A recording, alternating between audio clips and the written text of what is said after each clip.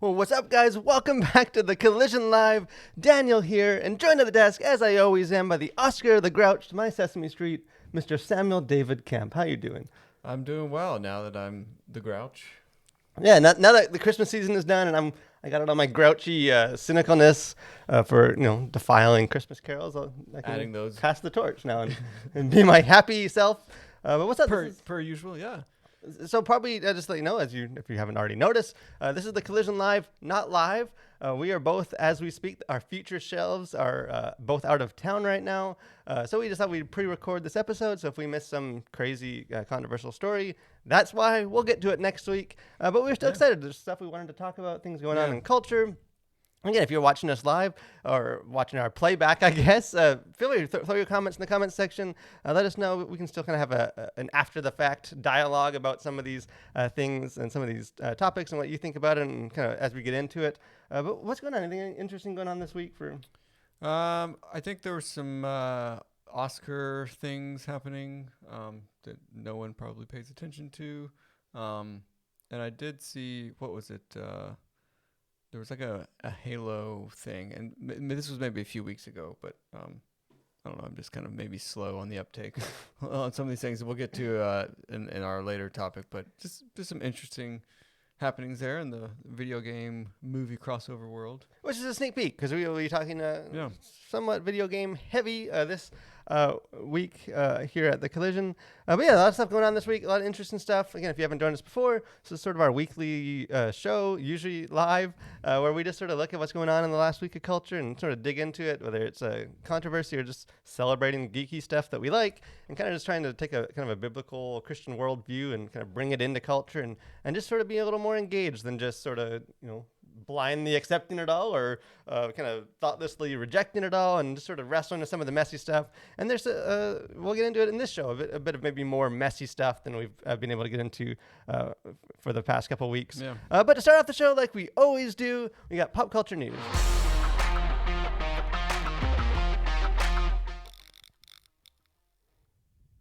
So a couple of things that stood out. We got spoiled last week with all the Lord of the Rings news, and this week is very much not as exciting as last week was. But one of the things that is exciting, they announced that Star Trek 4, kind of with this kind of the reboot J.J. Abrams cast, that they made 3 movies. I forget how long it's been since the last one came out, but they're making a 4th one. Kind of the cast is returning. Kind of surprising, seeing like that franchise was done. I'm a big fan of those movies. Wasn't a big fan, or just wasn't a diehard Star Trek fan, but so I'm excited for that. I think it's a great cast. Looking forward to that. I'm assuming that comes out probably next year at some point. Something that I know Sam is definitely looking forward to. Transformers: Rise of the Beasts. Just when he thought it was safe and to go back to movie theaters, they announced that they are making another Transformers movie. Not only just a Transformers movie, but the start of a new trilogy. So if the last 6 or 7 garbage Transformer movies just didn't quite scratch the itch for you, you got at least 3 more coming up, so they'll be hitting theaters in 2023. Speaking of bad films that are coming back in full-fledged, Sonic the Hedgehog. The first one came out. We'll talk about that in a little bit later in the show. Sonic the Hedgehog 2 comes out in a couple months, I think. I know I'll be taking my kids, unfortunately, to see that. Well, it must be something good about that movie, because they just announced that Sonic the Hedgehog 3 is being put into development. And not only that, but Knuckles, kind of the evil Sonic character, will be getting his own live-action series to go into his role, which, not necessarily something I'm super interested in, but Idris Elba, the great actor, is voicing Knuckles, so that excites me. Something I am excited about, Ninja Turtles also released the first concept art. This is made by Seth Rogen, which we'll see how that turns out. That's a little concerning, but they kind of released the first concept art for this, kind of a new movie, and maybe it's just because I'm a 90s kid, but I don't think you can ever have enough Ninja Turtles on TV or in the theater, so I will definitely be excited for that. Another thing, we talked about this story several weeks ago, Blue's Clues, and kind of that nostalgia where the characters and the old actors came back on TikTok, and it was this sort of unifying moment, and culture, like it does whenever there's a nostalgic, fun, unifying moment, sees dollar signs. So we are getting a Blue's Clues movie with all these characters trying to milk some of that nostalgia for some good box office money. So another movie I'll probably be taking my kids to. And this last story, which might go down as one of the dumbest things we've ever covered in pop culture news. John Cena, former wrestler, turned kind of actor, it was just announced that he will star in a Coyote versus Acme movie, kind of based on the Looney Tunes. But I don't normally get this detailed into these stories, but this one just stood out to me as this being extra stupid. So I thought I would read this. This is to get you hyped. This is what they picked out to hype people up for this movie. It says this film follows Wile E. Coyote, who after Acme products fail him one too many times in his dodged pursuit of Roadrunner, decides to hire a billboard lawyer to sue Acme Corporation. The case pits Wile E. Coyote and his lawyer against the latter's intimidating former boss, who is Cena, but a growing friendship between man and cartoon strokes their determination to win. So I'm sure we'll get into that, unpack it a little bit more in just a second. But that's all the stories we have this week in pop culture news. So Sam, when you hear Looney Tunes, do you often quickly go to kind of a court battle? That's generally, right after the falling piano. It's like there's falling pianos and there's litigation, I think, is in that order when I think of Looney Tunes. But yeah, I can't think of a more dumb thing to do to the great and powerful Wile E. Coyote. I don't know, like that just seems like such a. And I reserve this might turn out to be hilarious, and the way they do it could be funny. But it's just like, what? Like I'm like, oh, new Looney Tunes. I can't have enough Looney Tunes, and it's like, hires a lawyer to sue Acme Corporation in this legal battle. And I was like, what is going on? Like, it's, hey kids, want to come see Wile E. Coyote's legal case? Like, I don't know. Yeah, but anything besides just how stupid that is. Any of the other stories? No, not really. It's more of a bleak outlook, I think. I mean, I think maybe the Star Trek 4 will maybe is the brightest spot in the pop culture news this week. And I think the 3 that preceded it were pretty good. I don't have real distinct memories of those movies, but I feel like they were pretty good. I feel like they were kind of more accessible, I guess, to non-Trekkies. Right, yeah. So I think real Trekkies didn't like them because they weren't as intellectual. They're more like Star Wars-y. But as a non-Trekkie Star Wars guy, they were great. They were great. I was like, it got me into Star Trek. So I'm excited for that. Yeah, and I don't know. It just seems like a list of really dumb movies this week. It's just like Transformers. Really, we're gonna get another trilogy of that. But hey, Sonic the reason movies aren't doing well in theaters is apparently just because of COVID or streaming, and not because they're putting out another trilogy, releasing a lawyer-themed Looney Tunes movie. Yeah, it couldn't be that. But let us know what you guys think. Any of that stuff standing out to you as excited, or do you think it's maybe as dumb as I tend to think it is? But one of the stories that is not dumb, a little more serious, the kind of thing that's been going on. Another, which I would have put into the news as sort of stuff coming up, but I thought it kind of warranted a more nuanced or deeper discussion. This is a thing that I was not familiar with. I don't know if this was just the first time that they announced it, but they just announced that there's a docuseries. This is a 3-episode thing coming on Discovery Plus, which I'm not entirely sure. I think that's related to Paramount. I'm not subscribed to that. There's too many streaming things to keep track of. But they announced that a new docuseries kind of highlighting the huge kind of mega church of Hillsong, who most people maybe know from their music, the music and singing the songs and stuff. But this docuseries is called Hillsong, a mega church exposed. So they released the title, and this thing's coming out in the end of March. The 3 episodes. And they released a trailer for this, which is kind of really diving into a lot of the scandals and kind of outcries and different things that have happened over the last while, but especially in the last couple of years, and kind of talking to some of the victims of this. And if you're not kind of familiar, sort of with all that's kind of going on, sort of the scandals that this thing is going to be getting into. Carl Lentz, who was the pastor of in New York, famous for kind of being Justin Bieber's pastor and friend for a time, and kind of always out there with the celebrities. He was fired, kind of let go last year for kind of being unfaithful to his wife and kind of abusing his position to have affairs with other people in his community. The Dallas Church of Hillsong closed. last year as well, just due to the pastor resigning due to what they call a failure to uphold the standard of Hillsong leadership. So I don't think they ever announced exactly what that was, but the whole church shut down. And the co-founder, Brian Houston, is kind of stepped down as well for this year. He's in a legal battle for being accused of allegedly covering up kind of some sexual abuse cases, and so he's kind of stepped down to just focus on his legal stuff with that. So it's sort of being like this one punch after the other for this major church. So I thought we'd get into that bit. Maybe not. Obviously we haven't seen this docu-series and don't know all the details of what's going on, but it just seems like it's this sort of the idea of like this church, like this real kind of, I call like cool church, real trendy, kind of real young people, a lot of the celebrities, and this sort of real kind of out there and infiltrating the culture.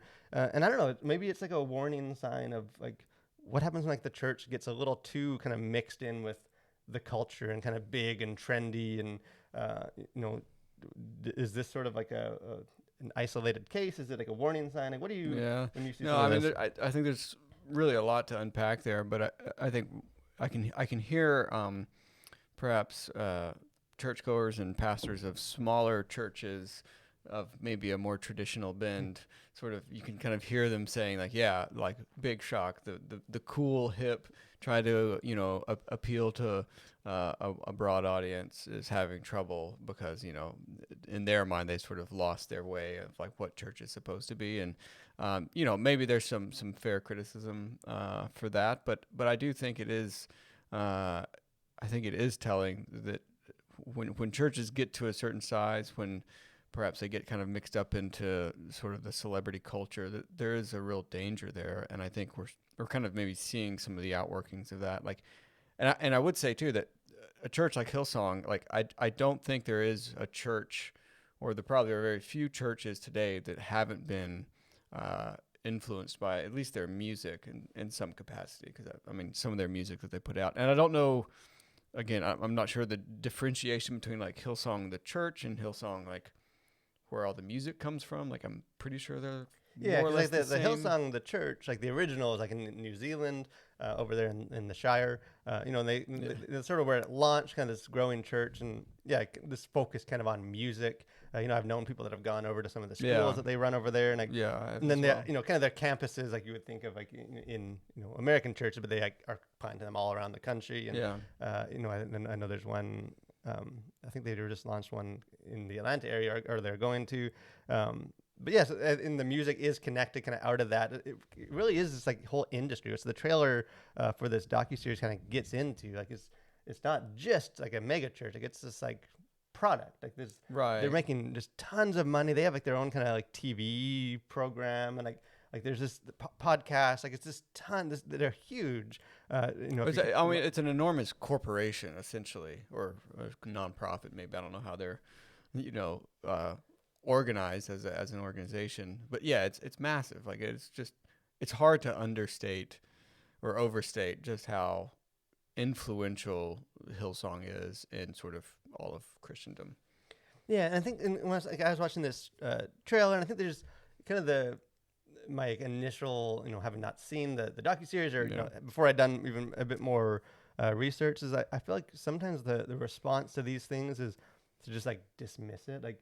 Because like obviously, like I think I was exposed to this article or this docuseries like in like I think Variety magazine or something. I tweeted it out, the trailer, and like followed it up, and like you just like a publication like Variety, or like some of these like cultural institutions, like they are so excited. Yeah, they're just salivating at the prospect like this of thing's this gonna document. This thing's gonna get more like air than like some big blockbuster movies. Like there is a sense like the world wants to see the church fail. Like they want to see scandals and everything. So I feel like maybe like the initial reaction for Christians is like, what's this, an attack on the world? Like, they're coming at it with, obviously they have motives. They kind of have their conclusion, and they're just coming in to expose and like support it.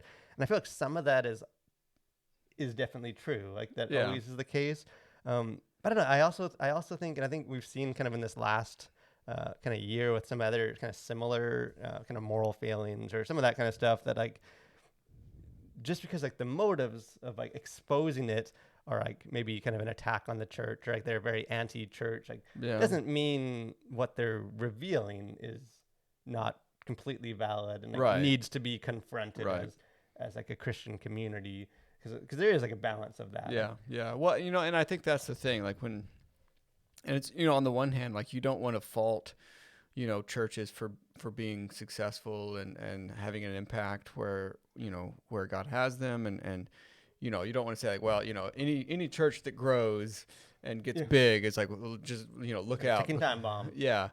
But I think at the same time, I think when sort of the celebrity culture of church kind of gets involved, and certainly these larger churches, sort of these mega churches, the lines start to blur between like the church as what it's meant to be, and sort of just like this sort of cool subculture of celebrity culture.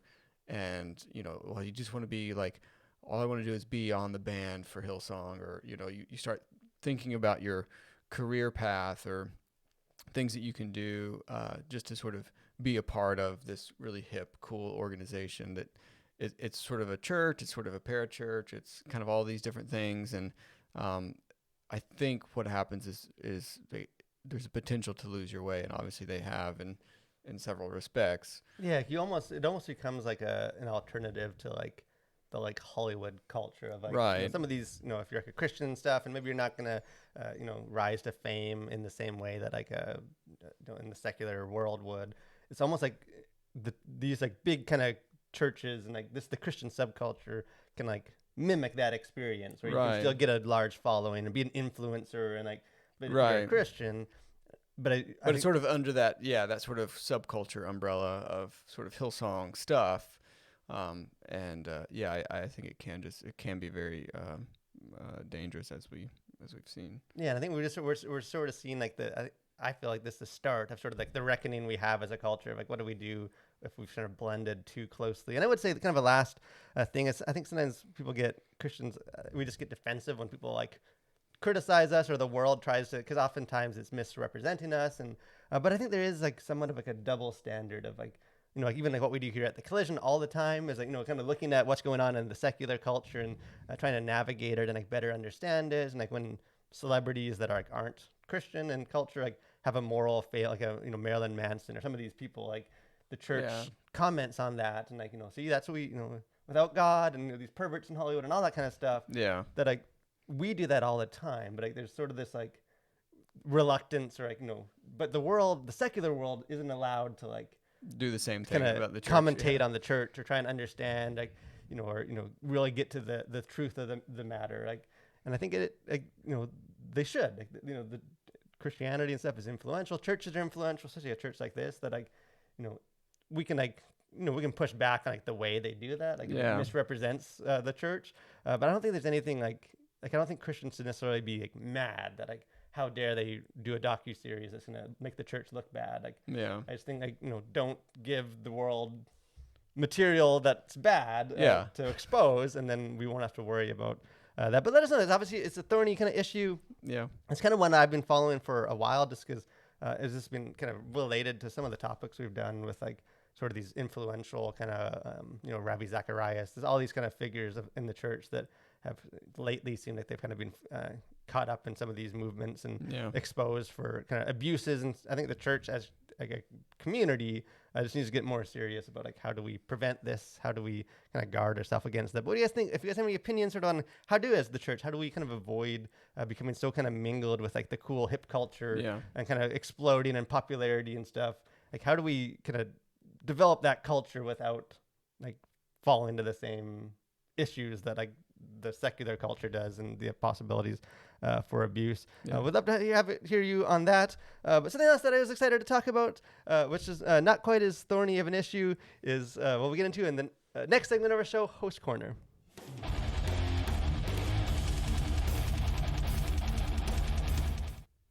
So this is my week. Sam went last week, giving us some deep dive into some romantic history, as he is wont to do. I thought I would switch things up. I know most people are probably expecting that I'm going to do a deep dive into metal.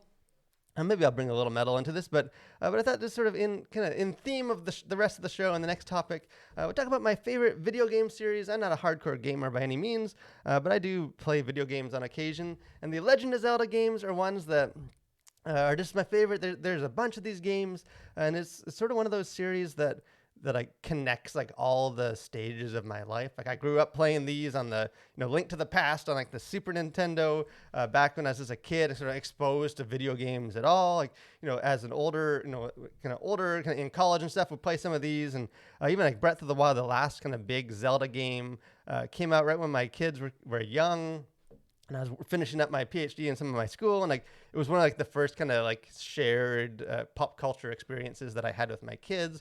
And I think that's sort of the beauty of these games is like they're simple. You save the princess, you go explore, you go kill goblins and stuff. But there's just something about like the exploration and like wonder of these games that I just think they continue to stand the test of time. I'm excited for the sequel to come out probably at the end of this year or next year. But Legend of Zelda, if you've never played one of these games, go do it. They're available on lots of platforms, and Ocarina of Time is the best one. Are you a Zelda person? Yeah, I was going to say, I don't think I've ever actually played Zelda somehow. I just Philistine. I know. Uncouth.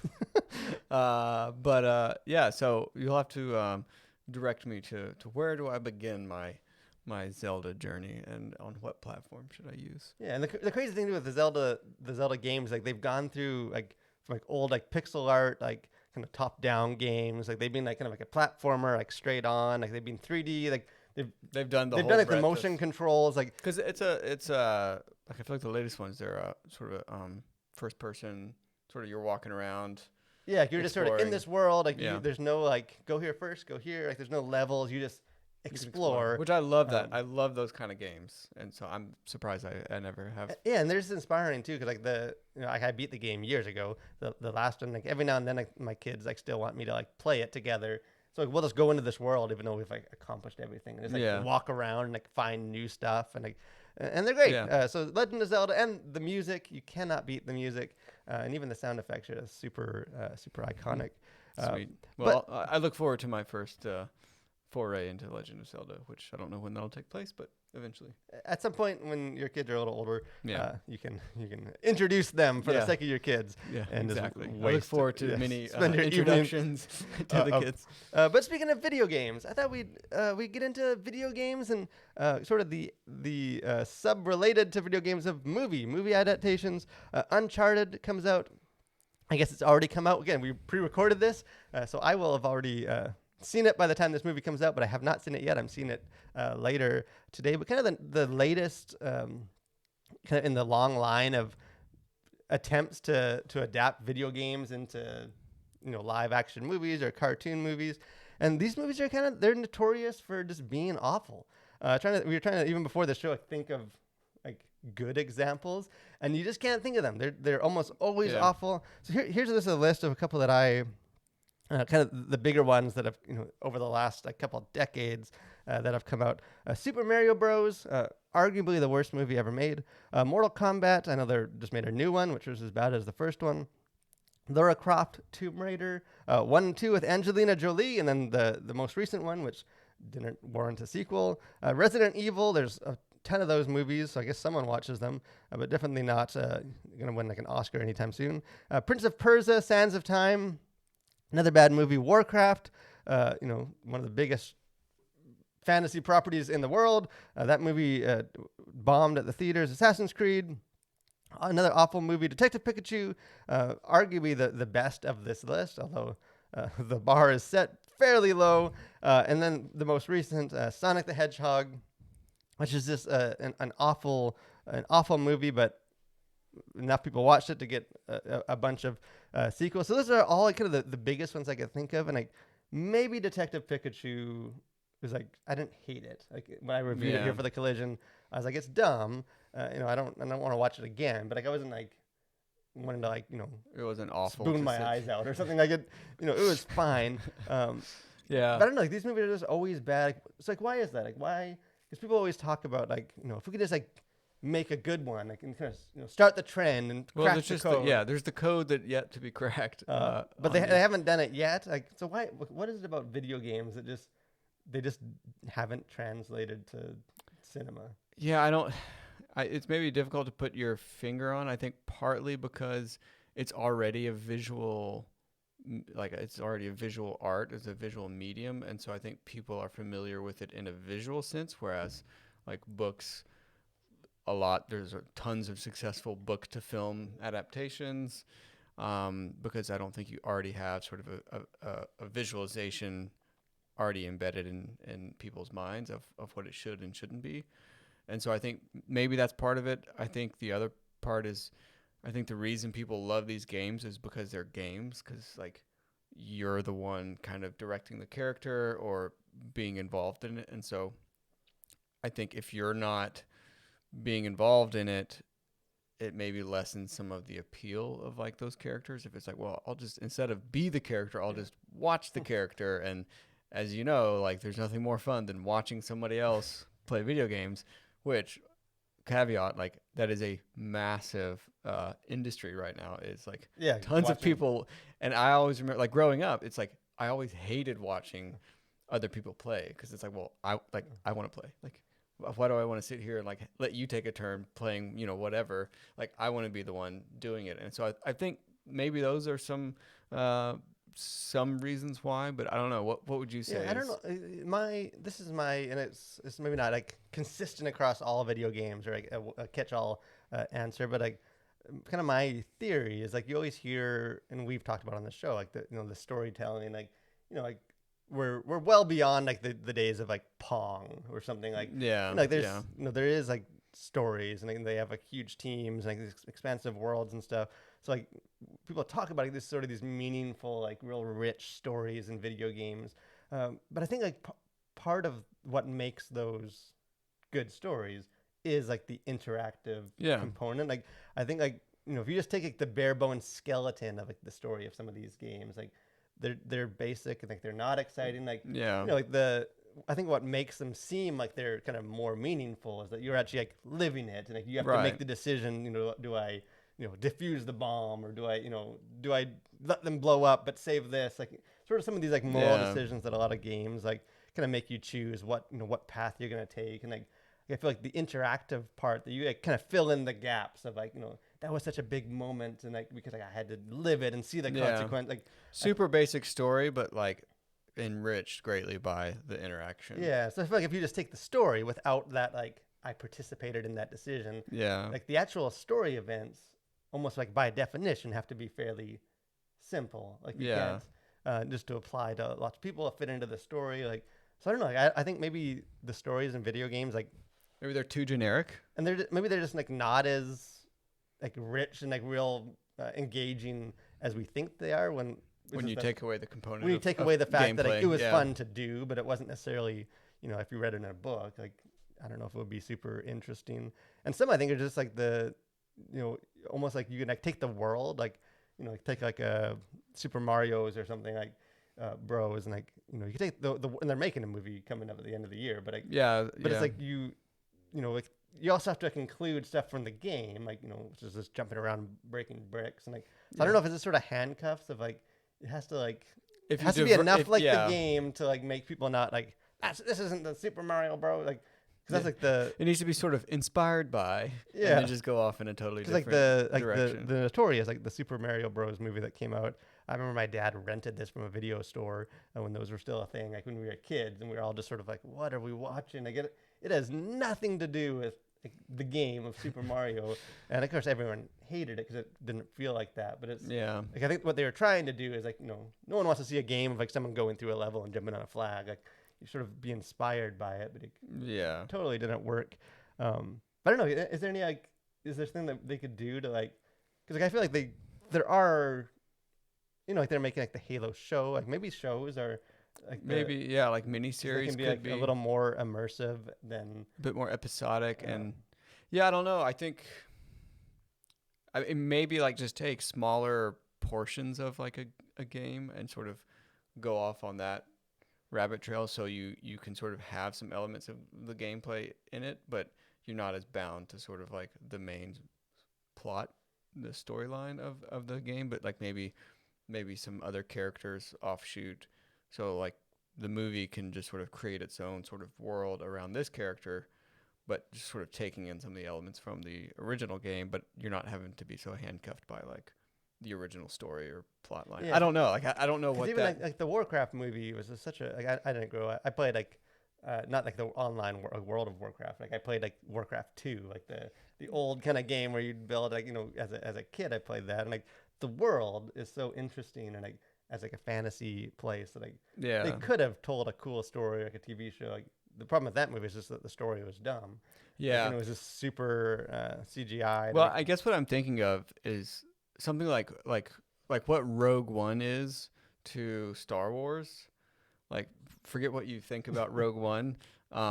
Sort of have like a Rogue One of whatever game it is you're trying to do. So like, there's elements of the original, but like you're kind of telling this side story.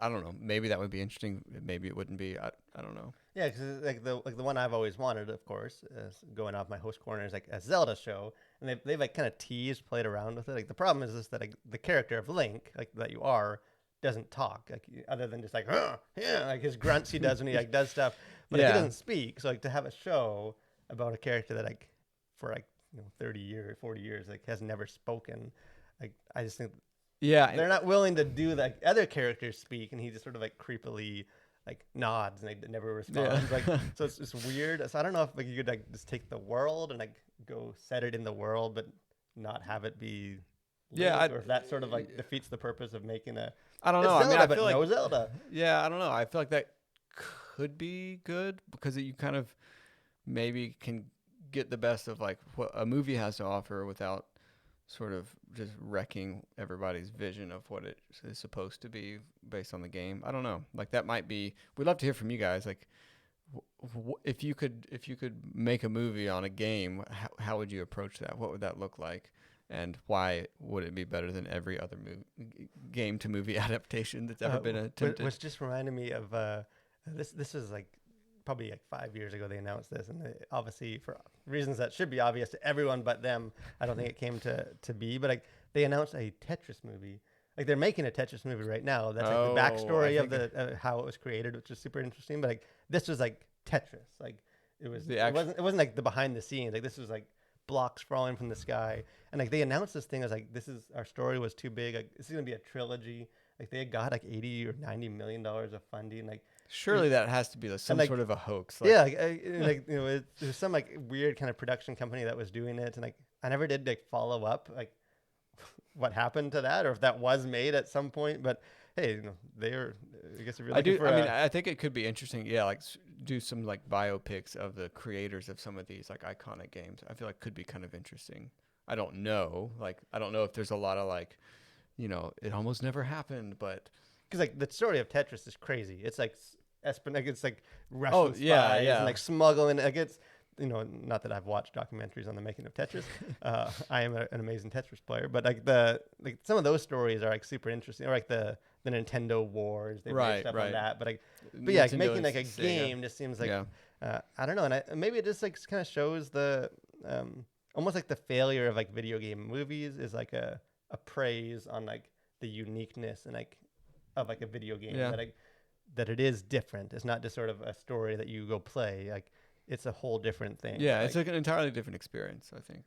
And they are too. I mean, although there is much more like crossover of like storytelling within video games now, I think it's still very much its own medium, like and not at all really a movie. Yeah, and even just I think like as Christians, like the way the kind of the categories and stuff that we're just become so used to like talking about movies and engaging with them, like we need to like update those. I think to talk about the way video games are. Yeah. The stories for good or for not good. Like it's just such a different thing. Meanwhile, I'll be holding my breath for the first Roblox movie. So. Hey, you can take my kids because they are into that. But there's is there an actual good Nintendo or video game movie that we just forgot about that was made that proved that it can be done? Maybe Uncharted. When this thing comes out, I will have seen it. Maybe it's the one that's just really good, or maybe it's not. Just the next in a long line of failures. Of failures. But let us know for what you think of that. But that's part of our show. Speaking of the Uncharted movie coming out, or that is out, I encourage you check out our review. Again, I'm projecting into the future, so I've not seen the movie yet, but I will have seen it. And no idea what you're going to say about it, yeah, but so I go can't see spoil the it. So, review. future self of me maybe likes this movie, maybe I hate it. Find out. So check it out. We'll have a review on our channel, and we also a written review up on our website. Also, encourage you to check out an article. Another one that will be published after we film this, but just kind of looking on why stories and fantasy stories are so dark, and kind of what's the appeal of that? Is sort of hopeful story? Is this sort of just for kids, or is there kind of, is there more to it than that? Kind of like we talked about last week on the show. But any other thoughts for this week? I think that's it. We'll see if they ever crack the code with the game to movie crossover. Maybe that Tetris trilogy was the one that got away. The dark horse. We'll never know how thrilling Tetris 3 could have been when like the square blocks strike back or something. But thanks guys for checking out our live stream or our not live stream. We will be back next week live like we normally are. So I encourage you to join us again next week and talk about whatever happens in culture while we're gone. But thanks for watching, guys. Stay safe and continue to collide with your world for Christ.